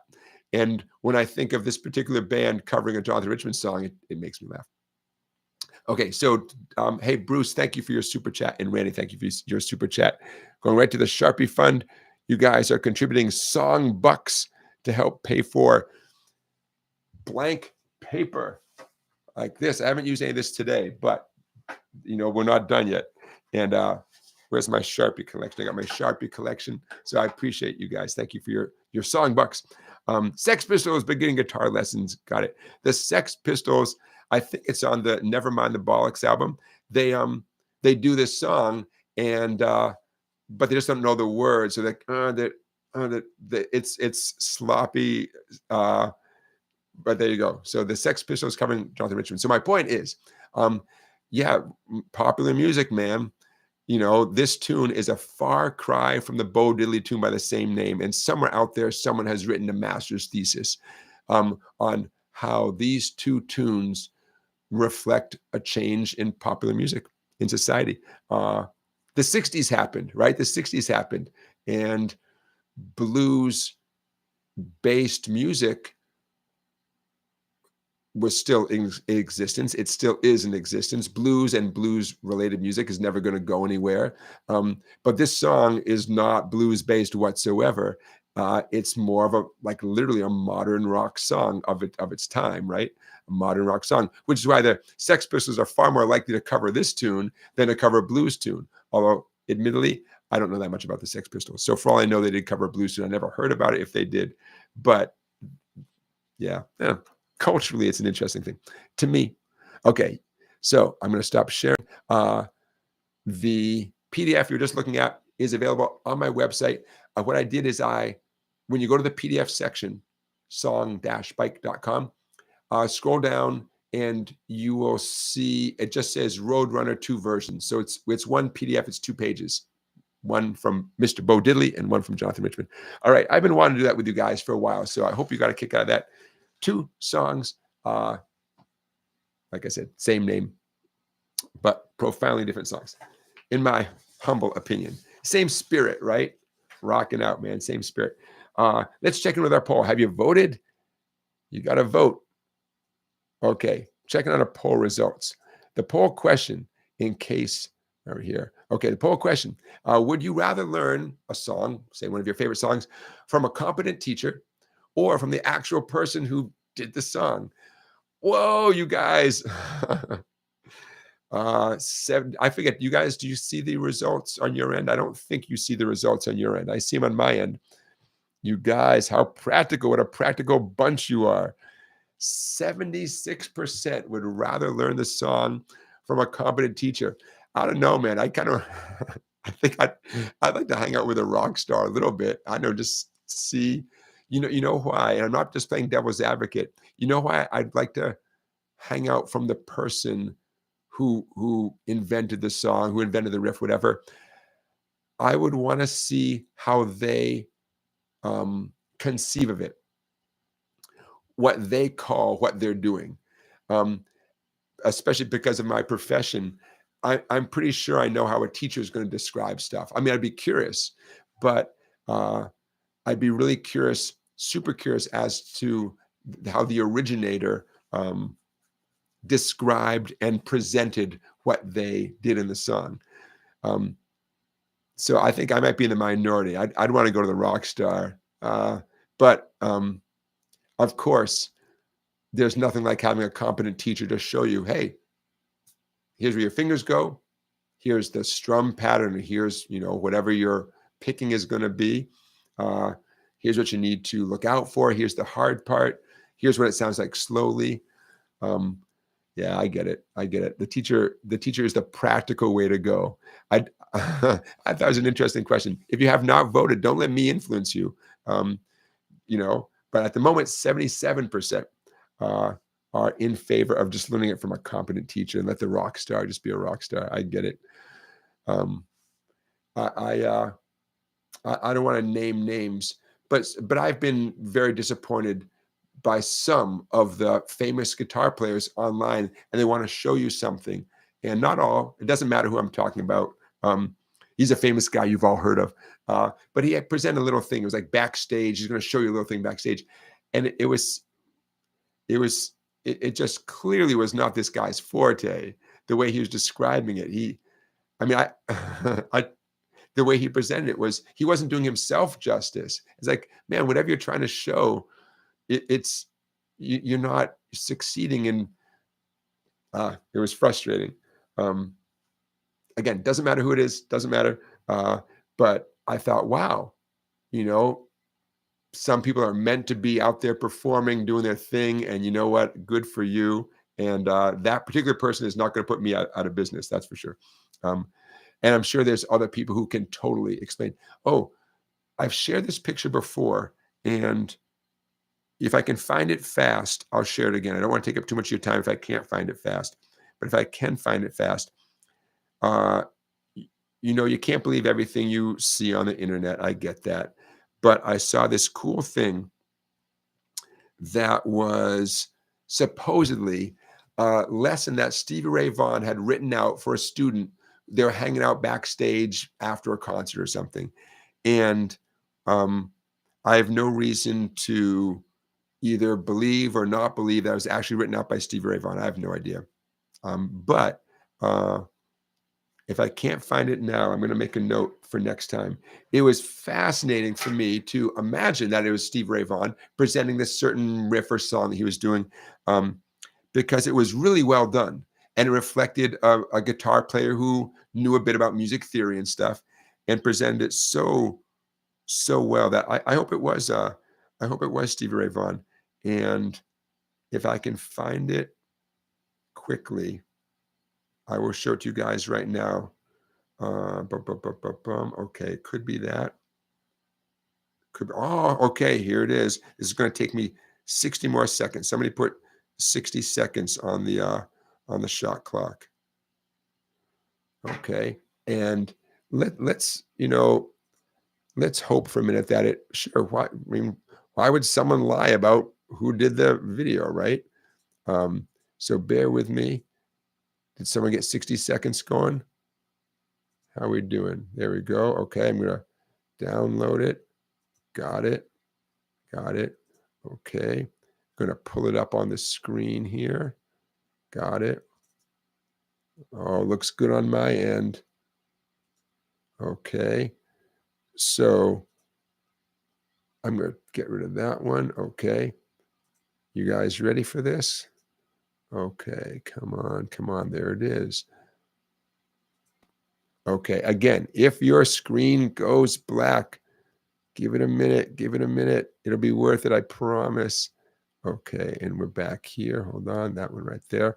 Okay, so hopefully your screen did not go black. Hopefully it's popping up. Do let me know in the chat, because I can not talk for a minute while we wait for it to pop up on your screen.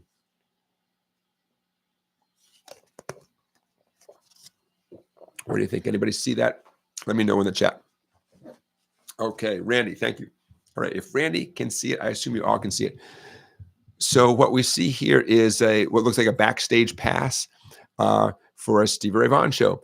And up at the top of the page, just that big yellow sheet of paper, it says Lenny chords. Attention, fret numbers show chords position on the neck. You guys know this instrumental called Lenny by Stevie Ray Vaughan? What a pretty tune. I can fake it a little bit. It sounds like...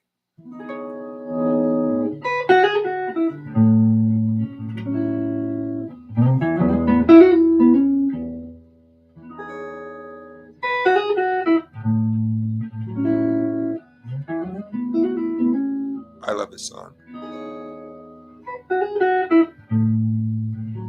So pretty, right? Okay, someday we'll do a lesson on that. Beautiful instrumental. So, you know, he's got the neck, you know, diagrammed out. He's showing the chord shapes. I don't know, how cool is that? So, I mean, to my knowledge, Stevie Ray Vaughan did not take a whole lot of lessons. He had a lot of natural talent, and he played his butt off. I mean, you know, if there's one recurring theme for all of our favorite guitarists, is they played constantly. It's easier to count the hours in the day when they weren't playing. So I know we all like to romanticize people with all these natural gifts, and people do. I've seen in my teaching, I've seen a variety of students, and 30 years of students, and definitely some of the students have natural gifts more than my natural gifts. At least I'm not being falsely modest. It really seems to be. I've had students who they pick stuff up so fast and their fingers move so well. But to get to the level of all of our favorites, yeah, it's a lifelong commitment. Anyways, okay. But it was so fascinating for me to see what's going on there. And since I know the actual song a little bit, this is a really cool way to sum up what's happening in the song. If you only had one piece of paper and chose to present the song in a visual way as opposed to tab, right? You can sum up a lot of the song in tab, but he chose to present it this way. So at the moment, I want us all to let's give Stevie Ray Vaughan some credit and said, hey, someone asked him, how do you play this song? But look at all that. I mean, did he have a ruler? I can't make straight lines like that, man. He must have had a ruler. That nice handwriting, very organized. How cool is that? I love it. I love it. Okay, so there's an example of, you know, perhaps someone who is very capable of showing you how to play the song and is also the guy who wrote the song. All right, fun, huh? Okay, I'm going to close that down. Okay, where are we here? Stop sharing. Okay. And okay, how about those of you who are stuck around for this long? I appreciate you guys being here. Last live stream of the month of March. April Fool's Day is coming up. Good luck with all that. You've stuck around so long, so let's talk about, can Mick Jagger play the guitar? Speaking of celebrities, in the description of this live stream, I will put a good half dozen links to Mick Jagger playing the guitar, because there's a lot of YouTube videos of him playing the guitar. And I watched him. And what do you think? Can Mick Jagger play the guitar? Now, some of you have no idea. I know Kenny. I guess if there's videos of him, he must be able to play the guitar. What was interesting for me watching him play is what he didn't do. What he did do, and I'm just going to summarize this really quickly, is a lot of like a bar chord.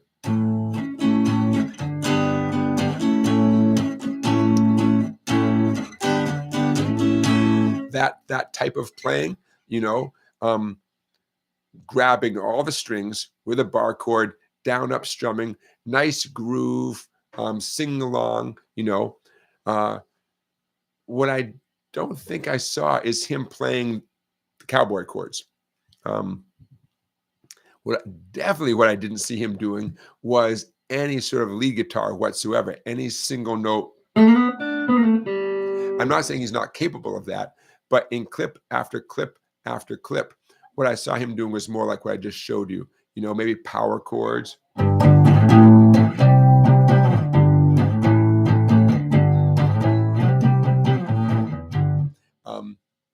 So, it's kind of interesting to think that he's had a whole lifetime to work on a variety of things. He already plays harmonica, right? He plays some piano. I think one of the clips you'll see, it shows him playing all three instruments. Someone sort of spliced together him playing piano, and then a separate one of him playing harmonica, and a separate one of him playing guitar. So I encourage you to watch that just for the fun of it. you know, does he have to be a great guitar player? Nope. But you know, for writing songs, I'm sure it's a helpful thing to have some basic guitar skills, right? And yeah, it was Scott. It looked like he was playing in standard tuning, and the reason I say that was because you know the clips. It looked like he was basically doing bar chords or like traditional power chords. So I'm assuming he was in standard tuning. Um, Given that he's been involved with music for 70 years, I have a feeling he can do some perfectly competent guitar playing in general. But it was interesting for me to say, okay, well, you know, he doesn't have to play the guitar at all, right? He's a singer. So what is he capable of? So check out the links after the live stream. I'll put them in when we're done. And it's, you know, kind of fun. What I will say is he clearly has a great groove. I mean, you know, a lot of confidence, good rhythm, clearly committed to the part. He's not doing the beginner thing, the classic giveaway where you turn your head like this so you can see the strings. If you want to not look like a beginner, don't turn your head, you know, try to keep your head aligned. So yeah, the guy can play the guitar, but like I said, he wasn't doing any fancy stuff. And you know, after you see 3, 4, 5, 6 videos of him not doing fancy stuff, it makes you think like, okay, it's maybe he's somewhat limited as to what he can do. It's a fair bet. Anyways, there's a fun little deep dive into what Mick Jagger can do on the guitar. All right. How about a couple more things, and then we'll call it. In a minute, those of you who have this blues guide, you're welcome to pull it up on your home screens if possible, or if you print it out. How about if we how about for those of you who have this, and those of you who don't, remember this is free on my website, free, no strings attached. You put in your email address, it gets emailed to you right away, and then you can print it out or not print it out. Those of you who have it already, what if for the fun of it, we did I know a long time ago we did a few pages in here. Or we got some time. How about if we do pages 5 and 6? If you already have this downloaded to your computer, page 5 and 6, okay? Print them out, whatever it takes. But we're going to do pages 5 and 6. Before we get to that, I love learning about new musicians from all over the world. In the description of this live stream, I'm going to get you hip to four very cool musicians. Ashley Jackson, harp. Oh, beautiful stuff. A pair of musicians playing acoustic guitar and oh my gosh, what's the name of this instrument? From Africa. I'm spacing out. From the UK, Piers Faccini, and from South Africa, I believe, Balake Sissoko. Watch the video, you're gonna love it. The band name is spelled TXAI from Brazil. These musicians found a group of people in Brazil with their own musical heritage, and they stayed with those people and documented the music they found, and then began collaborating and recording with those people. And there's both a song I'm going to share with you and a documentary about their process. That's so cool. The band is the TXAI band, and I'm not even going to try to pronounce it, but I think you'll get a kick out of it. And a cello player, Abel Salachau, I believe is how you pronounce his name, Abel Salachau. CNN did a piece on him, and I'll share the link to the CNN piece on him. And then National Public Radio did a Tiny Desk concert with him as the featured person, playing cello and singing, and it's very cool. So if you're looking for some new stuff, those are 4 new artists that you may not be familiar with. I was not familiar with them, and very interesting stuff. A little segment of our live stream here that I like to call some of the coolest musicians on YouTube. Okay, so from the free SongBike Blues Guide, I'm going to teach you a lesson you never forget. Those of you who don't have this yet and who aren't in a position to get it right this second, don't worry. It's whenever the time is right, type your email address in. It gets emailed to you immediately. Okay, what the Blues Guide is full of is a blues scale and then fun things you can do with that blues scale. Not just fun, but actual blues songs that are based on that scale. So for those of you who have page 5 handy, we have the E blues scale. Oh, Rock Lobster is saying, who was the keyboard player playing with Jonathan Richman in the Modern Lovers? Jerry Harrison, who went on to play keyboards with the Talking Heads. But before that, he was with Jonathan Richman and the Modern Lovers in the early 70s. Okay, so Paige, sorry to leave you hanging. Thank you, Rock Lobster, for reminding me there. A 1-octave E blues scale. Then another E blues scale, the next octave up. A little bonus note, and then we're going to work our way back down both octaves. And then I like presenting a scale broken into 1 octave at a time. It allows your brain to process it, right? Like slicing birthday cake, 1 piece at a time. But also it hopefully reinforces how valuable the root note is. When you get to the root note, the note that shares the name of the scale, hopefully you have the feeling that you've arrived somewhere, right? You've made it. You've made it to the top of the stairs. That's the landing at the top of the stairs. We're going to go up another flight of stairs and come to another landing. Little bonus stair. And then there's 1 landing. Let's keep going down. Now, I know you're not seeing all the tab on the screen or anything like that, but again, this is available for those of you who don't already have it. It's available for free. We're on page 5. I just did the E blues scale up and back. The bottom of page 5, what I'm calling the bonus blues box. It's extremely similar to what a lot of you know as the B.B. King blues box.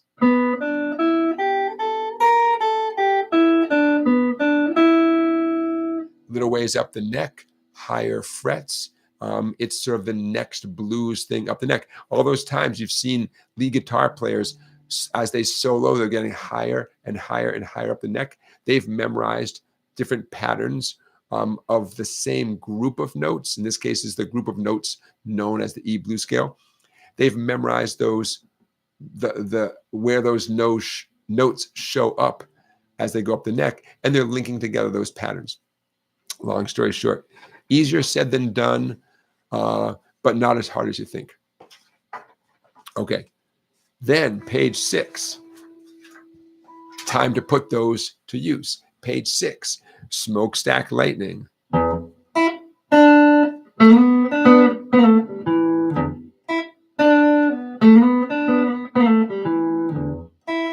If you like the sound of that, it's easier than you think.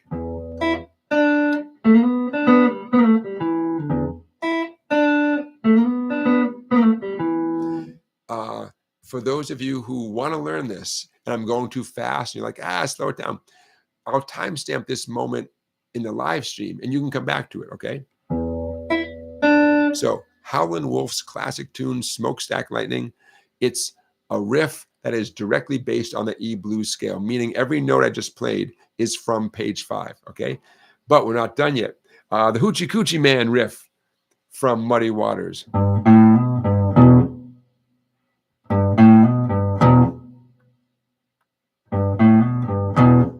Who doesn't want to play that? So great. To sound like Mr. Waters, technically, capo at the 5th fret. That's what he's doing. You do not have to do this. But if you wanted to play along with I'm Your Hoochie Coochie Man by Muddy Waters, capo capo at the 5th fret. By the way, anyone who ever tells you that capos are not cool, don't tell Muddy Waters that.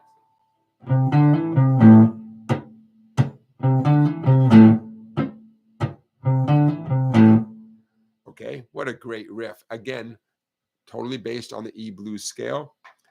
And one more.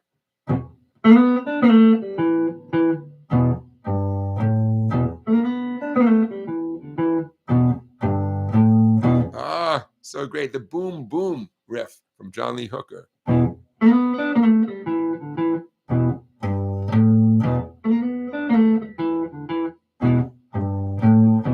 The 3 that I'm showing you now. Smokestack Lightning from Howlin' Wolf. I'm Your Hoochie Coochie Man from Muddy Waters. Boom, boom from John Lee Hooker. There are definitely little variations, for sure, without a doubt. But what I just played gets you right into the heart of the song, right? And then you can decide if you want to do a deep dive and learn every note and every variation, all that kind of stuff. That's great. But at a minimum, you got 3 classic riffs that in each case really are the heart of the song. Okay, so that's what you get in the free SongBike Blues Guide. Scales, songs that are based on those scales. And there's some other stuff too, but for the money, ooh, very fun. I had fun doing it. I always wanted to do a blues book. And let's face it, man, number one, there's already a million blues books out there. I know because I have 500,000 of them. Number two, you know, it's tricky to wrap your head around the concept of blues guitar. Where do you begin, right? So making this free blues guide was my way of telling myself, look, man, I'm not trying to write the ultimate blues book of all time, but let's be practical. What's better than playing scales, right? And blues scales sound so good. No other scale gives me, at least, the exact satisfaction of playing a blues scale. What a great sound, right? So there, you know, there's a whole bunch of scales to practice, right? In each section, different keys, all blues scales. But as big a fan of scales as I am, what does your fan base want to hear? They want to hear songs, right? So you get warm up on the scales, you get comfortable, get familiar with them, and then you apply them to real songs. And that's what you get page after page in the SongBike Blues Guide. Okay. All right, you guys. I don't know. Maybe that's our show for this week. What do you think? You have some fun? I sure did. And that's why I'll be back. I'm going to be putting a lot of stuff in the description of this video in about 5 minutes. It'll all be timestamped tomorrow, as you know.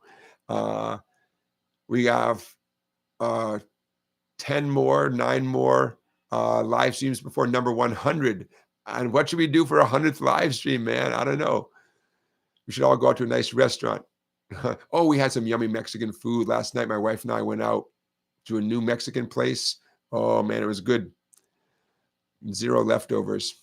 That's kind of sad, but oh, it was good stuff. Pretty decent margarita. Okay, that's all right. Moving on. All right, you guys. Yeah, man, that's going to do it for us. I want to say thank you for watching. Yeah, thank you for watching. As is my tradition, I want to say a few good nights. Randy, Jamie, Rock Lobster, Scott, beginner guitar lessons, and music fan. Thank you for being our moderators tonight. Charlie, if you're still here. Pooba John says, how do you keep from dropping your pick? Yeah, tricky. I'll tell you what you don't do. Death grip. No death grip, you know. Dropping your pick is not the worst thing. It's a sign that you've got a very nice light touch. There's plenty of products out there, and you can experiment with all of them, but I call it the sweet spot. The more you play, you find the sweet spot, just enough pressure so you don't drop it and it doesn't rotate around, but not so tight that your picking sounds abrasive. It's a common problem that somehow we all kind of outgrow over time. All right, our poll results stayed steady. Would you rather learn a song from a competent teacher or from the actual rock star? 77%. Learn it from a teacher. All right. I'm still leaning towards the rock star myself, but that's just me. Those of you who made super chat donations, thank you. I appreciate it. Hey, get yourself some merch. Head over to song-bike.com. T-shirts, baseball caps. You click on the link and you'll see. Actually, the link is in the description of this video, not at songbike.com. I don't think it's in the description of this video. You'll see there's a link for merch. Get yourself a little something. When you do that, you're definitely supporting the show, and I appreciate that. You can wear, you can show your loyalty, your passion for guitar. All right. I'm running out of steam, running out of things to say. I think I'm good to go. Thank you for being here, you guys. I will see you next week. We'll do this all again in the month of April. Good luck with taxes for those of you in the U.S. who are dealing with last-minute tax stuff. You got a couple weeks. Hang in there. I hope it all goes well. All right. Thank you, guys. I'll see you in a week, and we're going to have some fun. All right. Good night. See you next time.